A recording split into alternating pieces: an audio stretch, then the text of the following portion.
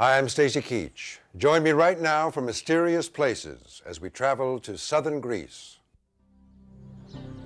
Ruins on a rocky mountainside. Legends of an ancient prophet. Temples of a mythical deity. These are the shrines and sanctuaries.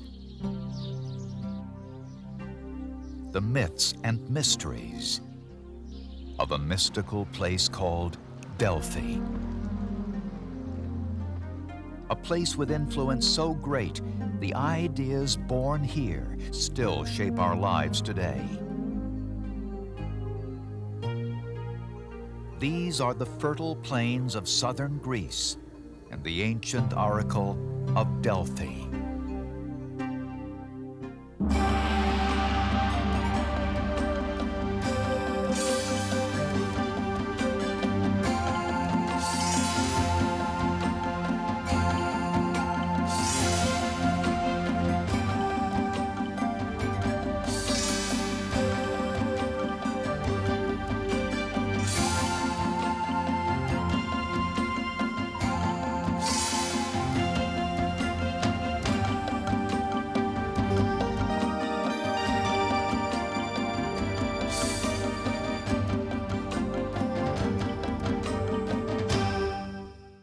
How many of us steal a glimpse at our horoscope now and then?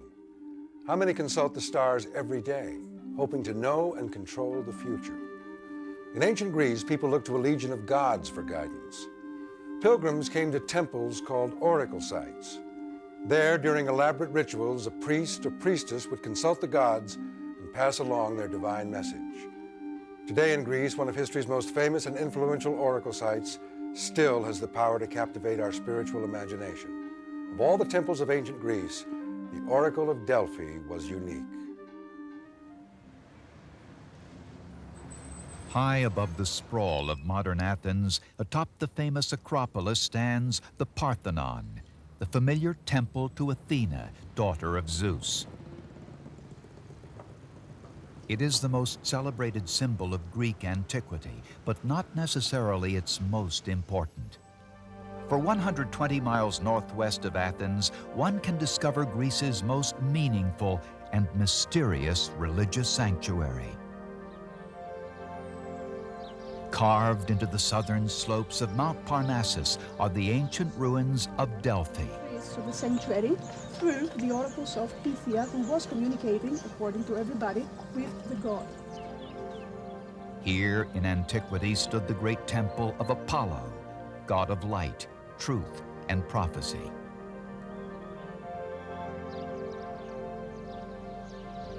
It is said from his lips, no false word ever falls.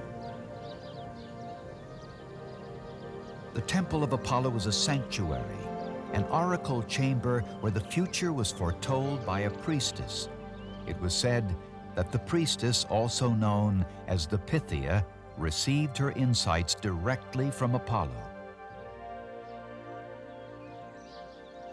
Today, tales of the oracle chamber continue to fascinate all who visit these ruins, like Delphi guide Anna Kalpaka. It became to be known one of the most important temples in Greece because of the importance of the oracle. There were very many temples of Apollo almost everywhere in Greece. He was one of the most popular gods amongst the 12 main Olympian gods. But this temple in Delphi was a place where Greeks from all over, not only Greece, but the Greek cities even abroad today, they would come to ask for advice. It was a spiritual leader of the Greeks throughout the centuries. Delphi. Here, the fates of men and cities were shaped for more than 1,000 years. But how did this site come to be the source of such prophecy? What power did it hold? The answer lies poised between myth and reality. One legend tells us that Zeus determined the center of the world by releasing two eagles, one from the east and one from the west. At the point where they met, he threw a sacred stone, marking the center of the earth. That center was Delphi. Another legend offers a less mythic, if no more plausible, explanation for the origin of Delphi. It is said that 3,500 years ago, a herdsman tending his goats on the mountainside discovered a strange chasm, a fissure emitting vapors. The fumes sent the goats into wild spasms. When these same mysterious vapors overcame the herdsman, he too fell into a trance and was then able to see and predict the future. Others soon came to experience for themselves the mountain's strange power. Stories of miraculous visions spread throughout the Greek city-states, transforming the mountain into a sacred site. The legend of Delphi was born. During its height, Delphi attracted pilgrims from all over the ancient world. Today, you can get a feel for what drew them by visiting both the ruins at Delphi and the related sites nearby.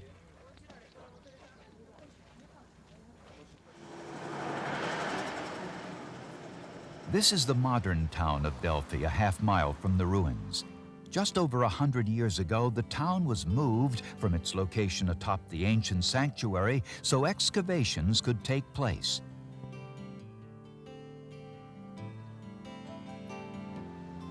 On the short trip from town to the ruins, you come upon the sanctuary of Athena. The remains of a once glorious rotunda still honored the Greek goddess who embodied wisdom and purity.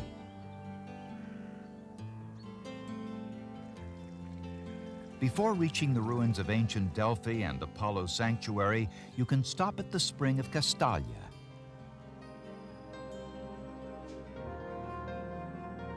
Pilgrims followed the course you can follow today to reach the center of the sanctuary. Called the Sacred Way, it's a winding stone path that opened onto the Agora, a rich marketplace where ancient visitors would shop, mostly for religious artifacts. Rosina Colonia, supervising archaeologist at Delphi, describes the Sacred Way of 2,500 years ago.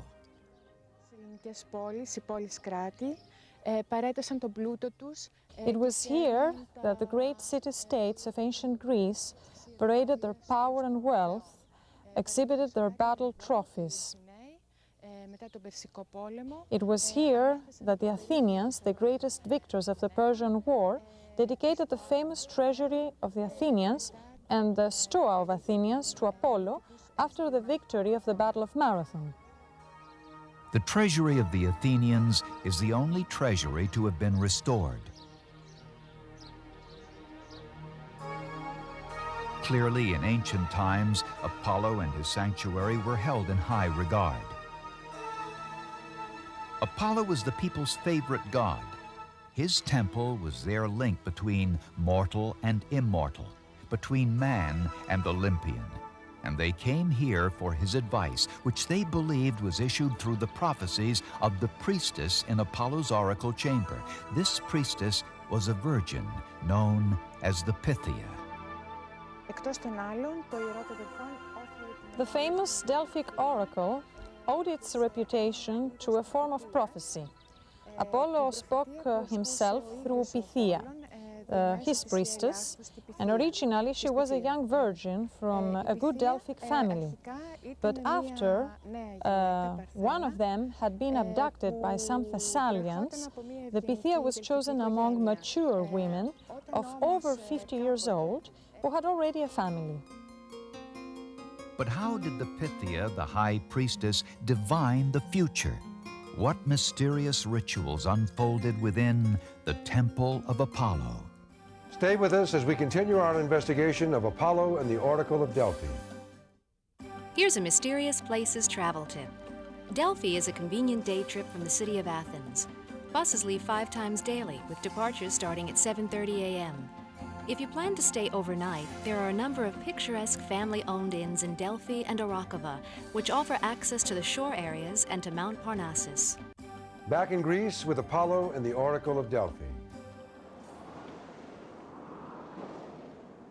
A few miles from Delphi, in the town of Arakova, contemporary life is in some ways still influenced by ancient superstitions. At a local merchant's, fortune-telling friends seek the future in coffee grounds.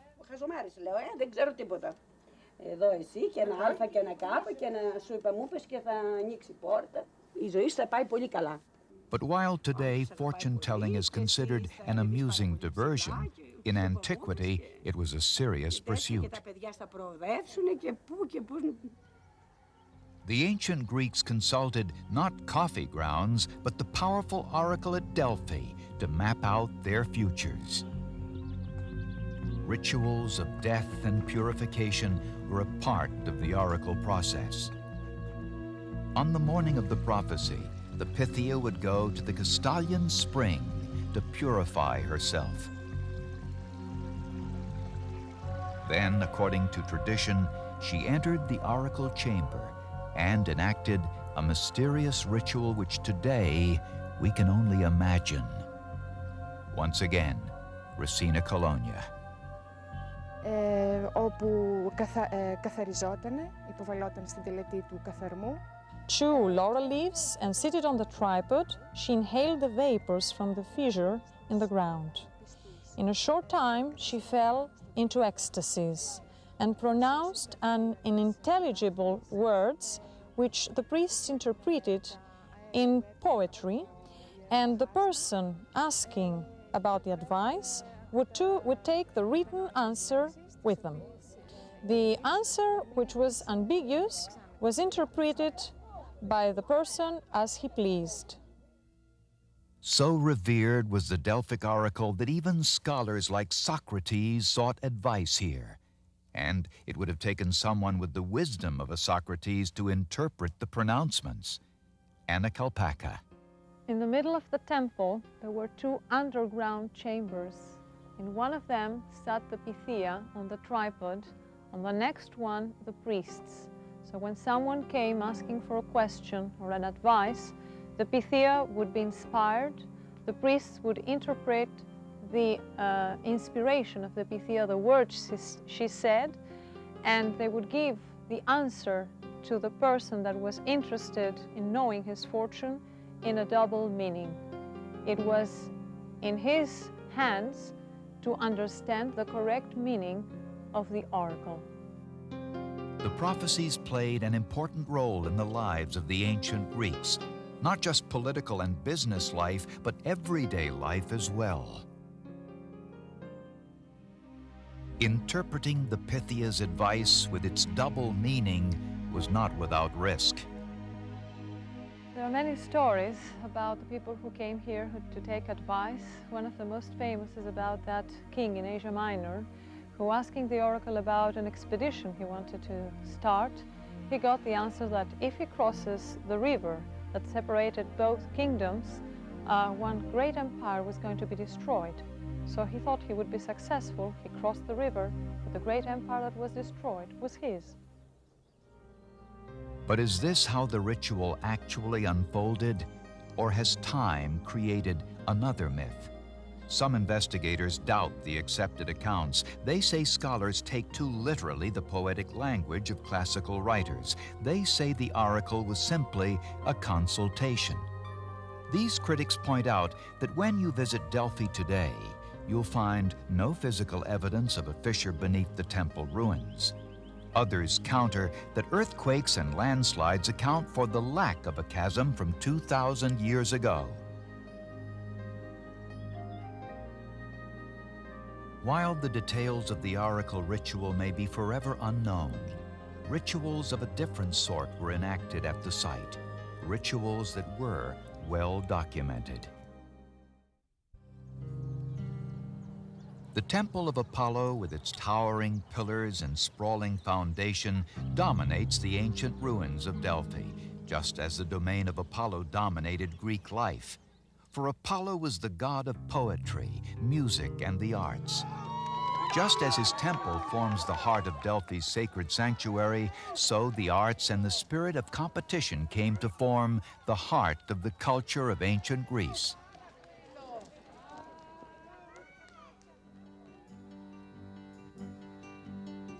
And when you travel beyond the temple, you will discover evidence that Delphi was more than just an important religious center, it was an important cultural center as well.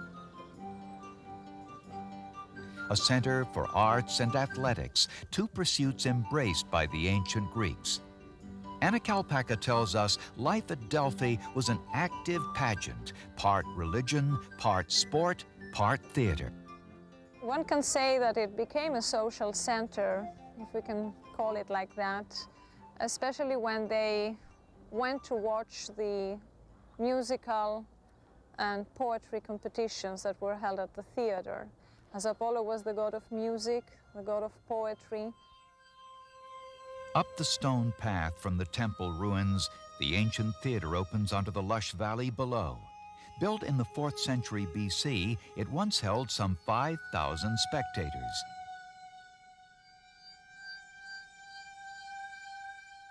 At the edge of the orchestra stood a magnificent stage, its proscenium decorated with an ornate sculptured frieze.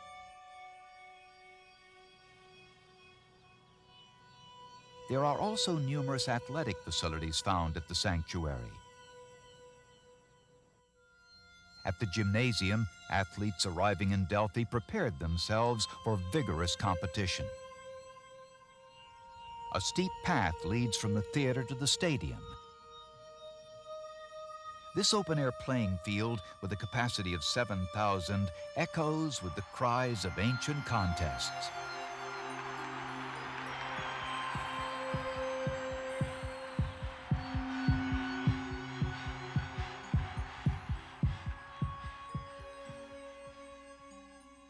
The sanctuary of Apollo, apart from being a religious center, was also attracting athletes every 4 years. At first it was every 8 years and then every 4 years. So these games that were held in honor to Apollo took place in the stadium, which was built higher up from the temple. And there they had race, they had wrestling, boxing, a lot like the classical game. In the stands, judges viewed majestic contests from a row of comfortable seats with backrests. At one end of the 200-yard playing field, grooved marble slabs still marked the runners' starting blocks. Winners often saw their moment of glory preserved in stone, then displayed at Delphi. In the Delphi Museum, the elegant statue of the charioteer, which once stood in Delphi, celebrates one man's victory. He wears the long chiton, or gown of the chariot racer. His expression is one of concentration, yet the gentle curve of the mouth, the triumphant gaze of the eyes, all suggest a hard-won victory. Some experts suggest these games, known as the Pythian Games, were a precursor to the later Olympics. They embraced the same spirit of competition. And some experts say it was this spirit of friendly competition and cooperation that would evolve into the Greek concept of community. Many times, Greeks arriving from so many different places, meeting for the first time, they realized that they were the same, that they spoke the same language, they had the same tradition, although they belonged to different city-states or city kingdoms.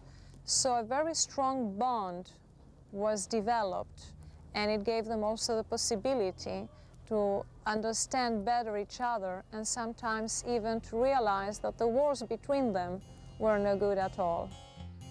Drawn by the mythical mysticism of the Delphic oracle, pilgrims took away the very real concept of citizenship, of the powers and duties of the state, and spread it throughout the ancient world. Some say it even influences us today. The connection with the past is constant, because if we are what we are now and we behave as we behave in human ways, if we believe in moderation, if we believe in equal rights, in all these great, let's say, characteristics, is thanks to the Oracle of Delphi. The conquering Romans and the onset of Christianity were two important factors contributing to Delphi's eventual downfall. And yet today, 2,000 years later, Delphi's legacy lives on. We may never know if the legend of Pythia had any basis in fact or whether a priestess did indeed claim the powers of prophecy. And yet many in Greece today believe that the spirit of Apollo and the oracle of Delphi still inspires the Greek way. At Delphi, the ancient Greeks laid the foundation for Western civilization. Their wisdom still inspires us, as foreseen by Thucydides, who wrote, "Mighty indeed are the marks and monuments of our empire which we have left. Future ages will wonder at us as the present age wonders at us now." Until next time, I'm Stacy Keach for Mysterious Places.